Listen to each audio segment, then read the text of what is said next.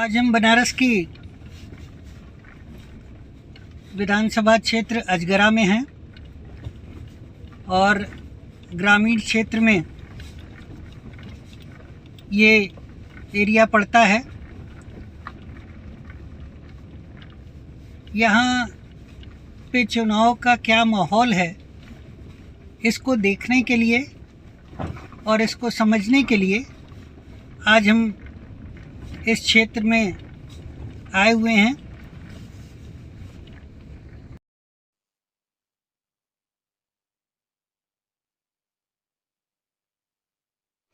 नमस्कार, मैं हूं संजय श्रीवास्तव और आप देख रहे हैं जन भारत टीवी। आज हम अजगरा विधानसभा क्षेत्र के लश्करपुर गांव में हैं और इस गांव में मिश्रित आबादी का ये गांव करीब यहाँ पर 900 लोग का एक परिवार रहते हैं, 900 परिवार रहते हैं। और आज हम आपको इस गांव के कुछ लोगों से मुलाकात करवाते हैं। जैसा कि आप जानते हैं कि उत्तर प्रदेश के विधानसभा चुनाव का पहला चरण आज से प्रारंभ हो चुका है और इस स्थिति में लोगों के अंदर किस तरह के विचार हैं वर्तमान सरकार को लेकर या भावी सरकार को लेकर, उनकी क्या सोच है, इस बारे में हम आपको उनसे मिलवाते हैं। अपनी इस चुनावी यात्रा में चलते चलते हम इसी गांव में कैलाश जी के घर आ चुके हैं और आप देख सकते हैं कि यहाँ पर गुड़ बनाने की प्रक्रिया चल रही है और हम कैलाश जी से इस बारे में बात करेंगे कि उनका क्या मानना है। कैलाश शर्मा जी के आवाज़ से हम बात कर रहे हैं। इस समय हमारे सामने कैलाश शर्मा जी बैठे हुए हैं जो इसी गांव के निवासी हैं और वर्तमान समय में जो चुनाव होने जा रहे हैं, आज पहला चरण संपन्न होने के कगार पे पहुंच चुका है और हमारे क्षेत्र में 7 मार्च को मतदान है। तो इस विषय पर कैलाश शर्मा जी से हम जानना चाहेंगे कि वर्तमान समय की सरकार और आने वाली सरकार, किस तरह की सरकार की कल्पना आप करते हैं। कैलाश जी, देखिए, अभी तो जिस तरह की सरकार चल रही है, हालांकि उसमें युवाओं के बारे में उसका कोई विजन नहीं है। पहले बड़ा संकट रोज़गार का है और बहुत सारे जो शहरों में काम करते थे, एमएसएमई कंपनियां बहुत सारी बंद हुई हैं। इससे बहुत सारे नौजवान बेरोज़गार हुए हैं और बेरोज़गारों की फ़ौज बढ़ती जा रही है। इस पर सरकार का कोई फोकस नहीं है फ़िलहाल, हमें तो यही दिखाई देता है। और महंगाई भी बढ़ती जा रही है और इस बार का चुनाव, ये जो मुद्दे हैं, जो जनता के मुद्दे हैं, उस पर चुनाव नहीं लड़ा जा रहा है। चुनाव क्या है, लोग कह रहे हैं कि कोई जो है हिंदू मुस्लिम की बात कर रहा है, पाकिस्तान और हिंदुस्तान की बात हो रही है, लेकिन असली मुद्दे जो है रोज़गार है, बेरोज़गारी है और ये सवाल है, शिक्षा का सवाल है। शिक्षा इतना महंगा होता जा रहा है कि आम आदमी जो मजदूर क्लास है, उसके बच्चे तो मुझे लगता है कि मुश्किल से पढ़ नहीं पाएंगे। और स्वास्थ्य के बारे में भी देखिए, दवाइयाँ इतनी महंगी हो रही हैं, अस्पताल प्राइवेट होते जा रहे हैं। सरकारी अस्पताल की जो है, जो पहले से जो सुविधाएं थी, अब वो भी नदारत होती जा रही है। हालांकि सरकार ने कोशिश की है, थोड़ा बहुत रंग रोगन लगाया, साफ़ सफाई का काम हुआ है, लेकिन जो बुनियादी ज़रूरत की चीज़ें हैं, दवाइयाँ हों, और कैसे देखिए उस समय भी लोग जो है ऑक्सीजन के लिए परेशान रहे और दवा के लिए परेशान रहे और पूरा एकदम हलचल मचा हुआ था। हालांकि लोगों ने जो है अभी तो राहत की सांस ली है। अब ये चुनाव है, चुनाव में ये सब मुद्दे जो है अब ये गौण हो गए हैं। अभी चुनाव में क्या हो रहा है, जाति समीकरण बैठा जा रहा है।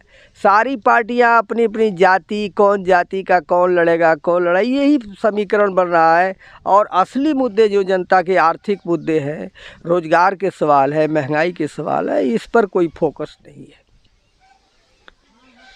तो आपके हिसाब से ओवरऑल सरकार, बीजेपी की जो सरकार है, उसका काम ठीक है, थोड़ा सुधार की आवश्यकता है? नहीं, बीजेपी की सरकार में जैसे आप जेन्युइन चीज़ें हैं, उसने बिजली उजली को तो थोड़ा ठीक किया है, लेकिन जो बिजली महंगी होती जा रही है इसको और सस्ता होना चाहिए, क्योंकि आम आदमी जो है बिजली का बिल इतना पे नहीं कर पा रहा है। किसान जो है लगातार घाटे में जा रहा है। अब यूरिया डाई डीएपी महंगा होता जा रहा है, खर्च है, डीजल इतना महंगा हो गया कि लोग जो है खेत की जुताई नहीं कर पा रहे हैं, और वो भी महंगा होता जा रहा है। और सबसे ज़्यादा अब किसान तो पीछे जाएगा नहीं, हल बैल के समय में तो जाएगा नहीं, वो आगे बढ़ेगा। तो आगे बढ़ने के लिए आपको किसानों के बारे में सुविधा होनी चाहिए। एक अमीर भी जो है 100 रुपया लीटर जो है डीजल ले रहा है, एक गरीब भी ले रहा है, एक छोटा किसान भी ले रहा है, एक बड़ा किसान भी ले रहा है। तो ये कैसे हो सकता है? किसानी हमेशा घाटे में जा रही है, और सरकार चाह भी रही है कि हिंदुस्तान में कॉरपोरेट खेती हो और ये जो परंपरागत खेती है छोटे किसान ख़त्म हो, ऐसा भी उसका विजन है। इसलिए वो चाहती है कि जब छोटे किसान ख़त्म होंगे तब इनको सस्ता मजदूर मिलेगा, और सस्ता मजदूर के लिए छोटे किसानों के ऊपर बोझ लाते जा रही है, कर्ज का बोझ। अब हमेशा बहुत सारे लोग खेती छोड़ भाग भी रहे हैं शहरों में, और शहरों में जब भीड़ बढ़ेगी तो ऐसे ही रोज़गार का संकट है और ज़्यादा बढ़ेगा, ये हमारा मानना है। तो अच्छा, आपने बीजेपी की भी सरकार देखी और उसके पहले आपने सपा की भी सरकार देखी थी, आपने बीएसपी की भी सरकार देखी थी, और आपने तो कांग्रेस की भी सरकार देखी होगी। तो इन तीनों चारों सरकारों में आपको कुछ ऐसा लगता है कि बेस्ट गवर्नमेंट किसका था? देखिए, जो कांग्रेस जो कल्याणकारी चीज़ें ले आई थी, इस सरकार ने तो सब नष्ट कर दिया। बहुत सारी सुविधाएं कांग्रेस दे रखी थी, शिक्षा में भी बहुत सारे जो छात्रों को दिया था, सस्ती शिक्षा किया था, वो भी ख़त्म हो रही है। अस्पताल माने जो भी सरकारी सेक्टर है जहां भी आम आदमी सुविधा ज़्यादा पाता था, इस सरकार ने नष्ट किया है। हाँ, इस सरकार ने कुछ परंपरागत ढांचा जैसे जो है जैसे कुछ तो इसने जो है जैसे ये शौचालय है, इसने जो है बड़े पैमाने पर दिया लोगों को, और उज्ज्वला गैस दिया, लेकिन गैस इतनी महंगी हो गई कि लोग भराना मुश्किल हो गया लोगों का, क्योंकि इतना अब जैसे 400-500 था पहले, सब्सिडी जो देती थी सब्सिडी भी बंद कर दिया, तो अब तो 1000 रुपये के आसपास हो गया है। तो लोगों का मुश्किल हो गया है जो है गैस से, फिर लोग परंपरागत लकड़ी और गोबर के उपले की तरफ जा रहे हैं। तो ये सरकार को सोचना चाहिए कि आम आदमी की आमदनी कैसे बढ़े, हैं? ये आपका कहना ज़्यादा उचित लग रहा है कि एक आम आदमी की आमदनी को बढ़ाने के लिए भी सरकार को कोई उपाय सोचना चाहिए। और अभी देखा जा रहा है कि इतने तेज़ी से जो है अडानी अंबानी की संपत्ति बढ़ती जा रही है। इस कोरोना काल में भी 800 गुना उनकी संपत्ति बढ़ गई, लेकिन आम आदमी का रोज़गार ख़त्म हो गया, आम आदमी की जेब खाली हो गई है, और उसका जो है संकट बढ़ता जा रहा है। इस पर भी सरकार को सोचना चाहिए। जो आने वाली सरकारें हैं, आर्थिक सवालों पर ज़्यादा सोचना चाहिए, न कि जो है हिंदू मुसलमान पाकिस्तान और इंडिया है इस तरह की बात, नफ़रत की बात नहीं करनी चाहिए आम आदमी की, क्योंकि अब आज का नौजवान ये नहीं चाहता है। क्योंकि धर्म की बातें जब होती है जब लोगों के जेब भरे रहते हैं, पेट भरे रहते हैं।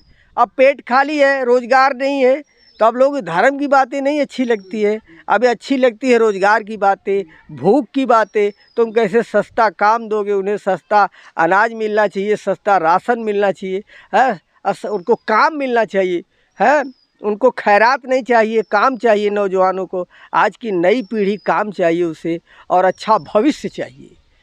ये इस सवाल पर जो है नौजवान जो है लड़ रहे हैं। तो मतलब अभी इसका स्पष्ट मतलब ये है कि अभी आपने अपना कोई मत नहीं बनाया है, अब आप इस सारी चीज़ों को अभी देखेंगे, समझेंगे, फिर उसके बाद उचित निर्णय आप करेंगे कि आपको किस पार्टी की ओर जाना चाहिए। जी, क्योंकि देखिए जिस तरह से सत्ता में भी एकाधिकार पूंजी का जो है प्रभाव बढ़ रहा है, ये बहुत ही घातक है। और जिस तरह से सरकार चाह रही है कि जितने भी IAS PCS हो केवल केंद्र गवर्न करे, और राज्य की जो अधिकार है उसको काटती जा रही है, ये बड़ा खतरा दिखाई दे रहा है हमको। इसलिए हम लोग चाहते हैं कि ये सरकार न बने बीजेपी की।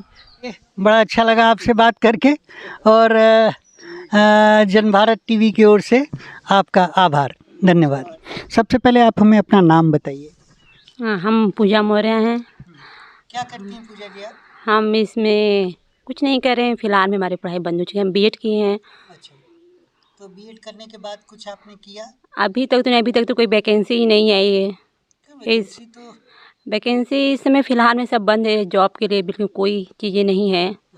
मोदी सरकार के समय में जहाँ तक हम मानते हैं नहीं है ऐसा कुछ भी। नहीं, इस समय तो मोदी सरकार का विषय नहीं है। इस समय जो विषय है वो उत्तर प्रदेश में विधानसभा का चुनाव हो रहा है और इस समय बीजेपी की गवर्नमेंट उत्तर प्रदेश में काम कर रही है। तो आप इस गवर्नमेंट के बारे में आप क्या कहना चाहेंगी? इस गवर्नमेंट को के बारे में तो जो है मांग करते हैं, नहीं करते। हमारी भी कुछ चीज़ें हैं जो उनको ध्यान रखना चाहिए। जैसे कि हम लोग बीएड किए हैं तो वैकेंसी निकालें टीचिंग लाइन को, और जो इतने समय से है सब बेरोजगार इतने युवा हैं उनके लिए कुछ करें वो आगे आकर के, यही है। तो मतलब आप गवर्नमेंट के कामकाज से संतुष्ट नहीं हैं? बिल्कुल नहीं है। बिल्कुल नहीं है। यहाँ तो लोग कह रहे हैं कि बीजेपी ने 5 साल में बहुत अच्छा विकास किया, बहुत सारे काम किए, 24 घंटे लाइट दिया, बिजली दिया, पानी दिया, है, महिलाओं को सुरक्षा दिया, भ्रष्टाचार खत्म किया, अपराधीकरण कम हो गया। नहीं, बिल्कुल नहीं किया। हम इसके सपोर्ट में नहीं है, बिल्कुल नहीं किया। क्या नहीं किया? क्या किए? बहुत कुछ नहीं किए। जैसे हम देखते हैं आज के युवाओं में कितनी बेरोजगारी फैली है। मेन पॉइंट ये मुद्दा है। वो क्या करते हैं, वो गांव में इसमें राशन बांट रहे हैं। इससे क्या होता है? इससे कुछ नहीं होता है। 5 किलो राशन से क्या होने वाला है? कुछ नहीं। आप सबको रोजगार दीजिए ना, आपसे राशन कौन लेने आ रहा है? तो आपके हिसाब से अगर बीजेपी गवर्नमेंट को 5 में से नंबर देना हो तो 5 में से कितना नंबर आप इसको देंगी? 0 देंगे, कुछ नहीं। 0 नंबर आप दे रही हैं। अच्छा, तो आप इस समय किस गवर्नमेंट को फेवर करेंगी? आप वोट देने जाएंगी, 7 मार्च को अपने यहाँ चुनाव है, तो आप इस समय किसके पक्ष में वोट करेंगी और क्यों करेंगी? फिलहाल अभी इतना कुछ है नहीं, लेकिन हम जिसको देंगे अच्छा ही चुनेंगे। नहीं तो कुछ आपने अपने मन में सोचा है कि समाजवादी पार्टी को ले जाएंगे, कांग्रेस को ले जाएंगे या बीएसपी को ले जाएंगे? कुछ भी कोई इस तरह का आइडिया आपके दिमाग में है? समाजवादी पार्टी को आगे ले चलेंगे। अच्छा, समाजवादी पार्टी से आप आगे ले जाने की बात कर रही हैं समाजवादी पार्टी को। समाजवादी पार्टी की कौन सी नीति ऐसी है जो आपको प्रभावित कर रही है, जो आपको प्रेरित कर रही है कि उनके पक्ष में आप मतदान करें? हम उनके पक्ष में से कि इसके बाद जो समाजवादी पार्टी थी, इसके पहले मोदी सरकार के पहले, तो उन्होंने योगी सरकार के पहले जो थी वो काफ़ी अच्छी है। इसमें क्या रोज़गार के बहुत ज़्यादा साधन है, क्या गवर्नमेंट जॉब भी बहुत हद तक मिला सबको, जबकि इस समय तो हमको तो नहीं लगा है कुछ से हुआ है योगी सरकार के राज में। लेकिन आरोप तो ये भी है कि उनके सरकार में जो वैकेंसियाँ निकलती थीं, जो भर्तियाँ होती थीं, वो जाति विशेष के लोगों की होती थीं। बिल्कुल ऐसा कुछ नहीं। मान लीजिए जाति विशेष पर होती थी ना। यहाँ पे ये बात है, हम ये नहीं कहेंगे हमें ही दीजिए, किसी जाति को दीजिए। तो यहाँ तो इनके में तो कुछ भी नहीं, ये भी अपनी जाति को देख के दे लेंगे, ये भी तो नहीं कर रहे हैं। अच्छा, मतलब सीधा सा मुद्दा जो है वो आपका बेरोजगारी ही है। बार आपने अभी तक मतदान किया है? 3 बार। 3 बार, मतलब ये आपका चौथा बार का मतदान होगा। तो आपको लगता है कि इस समय सरकार बदलने का समय आ गया, ठीक है। अच्छा, वर्तमान में जो सुहेलदेव पार्टी थी, जहाँ के विधायक आपके क्षेत्र के अभी हैं, अगर तो उनका जो है वो बीजेपी के साथ उनका गठबंधन था। अब उनका गठबंधन समाजवादी पार्टी के साथ है। तो आपको लगता है कि यहाँ पर समाजवादी पार्टी या सुहेलदेव भारतीय समाजवादी पार्टी का कब्जा होगा? हो सकता है, बिल्कुल हो सकता है समाजवादी पार्टी का कब्जा। अच्छा, आपने सबके बारे में बात किया, समाजवादी पार्टी के बारे में बात किया, सुहेलदेव की पार्टी के बारे में बात किया, बीजेपी की पार्टी के बारे में बात किया। कांग्रेस के प्रति आपके क्या विचार हैं? कांग्रेस नहीं ठीक है। क्यों? क्योंकि कांग्रेस जो है, कांग्रेस को ऐसे में ज़्यादा उनकी पार्टी को रिजर्व नहीं की हूँ, लेकिन बस जितना मैंने उनके बारे में जाना है, समझा है, या ये कहें कि आपने कांग्रेस पार्टी का शासन नहीं देखा, है ना? कांग्रेस पार्टी का शासन आपने नहीं देखा है, इसलिए अभी आप उनका सही सही आकलन नहीं कर पा रही हैं। चलिए, बड़ा अच्छा लगा आपसे बात करके, और अपना मत ज़रूर इस्तेमाल कीजिएगा। धन्यवाद। नमस्कार। सबसे पहले हम आपका नाम जानना चाहेंगे, आप अपना नाम बताएं। अरुण कुमार सिंह। अच्छा, आप क्या करते हैं अरुण जी? खेती बाड़ी काम करते हैं। अच्छा, खेती बाड़ी का काम करते हैं जी। जैसा कि आपको मालूम है कि उत्तर प्रदेश का चुनाव आज पहले चरण का चुनाव आपके नोएडा में, मथुरा में, गाजियाबाद में, इन सब जगहों पे चल रहा है। जी। और आने वाले 7 मार्च को जी। हमारे अपने क्षेत्र में भी वोट पड़ेंगे। जी। तो आप किस तरह से देखते हैं इस चीज़ को? जो सरकार इस समय काम कर रही है, उस सरकार के कामकाज से आप संतुष्ट हैं? जी, संतुष्ट हैं। क्या और बदलाव आप देखना चाहते हैं? नहीं, कोई बदलाव नहीं, बस यही लोग अपना सुधार कर चलें। क्या सुधार आप चाहते हैं इन लोगों में? इन लोगों में यही कि थोड़ा कि लघु और सीमांत जो किसान हैं, हाँ। उनके लिए कुछ करें। अच्छा। बस यही। अच्छा, जैसा कि आपको मालूम है कि पूरे देश में पिछले ही साल से किसानों का एक आंदोलन चल रहा था, और बहुत सारे पश्चिमी उत्तर प्रदेश में, हरियाणा में, इन सब जगहों पर किसान का आंदोलन काफ़ी उग्र रूप से और करीब करीब काफ़ी दिनों तक चला। तो ऐसा लग रहा था कि जैसे किसान जो हैं वो सरकार की नीतियों से संतुष्ट नहीं हैं। आपका क्या मानना है? हमारा मानना है कि हम लोग जो यहाँ हैं, हम संतुष्ट हैं। हम लोगों के लिए जो कुछ कर रही है सरकार, ठीक ठाक कर रही है। और वो भाई बड़े किसान हैं, बड़े लोग हैं, आंदोलन करेंगे।